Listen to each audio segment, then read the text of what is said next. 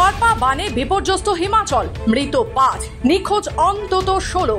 24 ঘন্টায় 11 বার মেঘ ভাঙা বৃষ্টি। প্রাকৃতিক দুর্যোগে বিধ্বস্ত হিমাচল প্রদেশ। গত 24 ঘন্টায় রাজ্য জুড়ে হয়েছে অন্তত 11 বার মেঘ ভাঙা বৃষ্টি, যার বেশিরভাগই ঘটেছে মন্ডি জেলায়। 4টি হরপা বানের ঘটনা ঘটেছে এখানে। এর জেরে মৃত অন্তত 5, নিখোঁজ প্রায় 16 জন। অপরদিকে মন্ডিতে 253.8 মিলিমিটার বৃষ্টিপাত হয়েছে সোমবার সন্ধ্যার পর।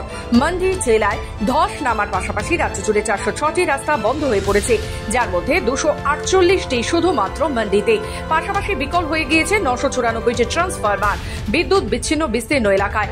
এছাড়াও মন্ডিতে ক্ষতিগ্রস্ত হয়েছে 24টি বাড়ি, 12টি পশু ঘর ও একটি সেতু। মৃত্যু হয়েছে প্রায় 30টিরও বেশি গবাদি পশুর।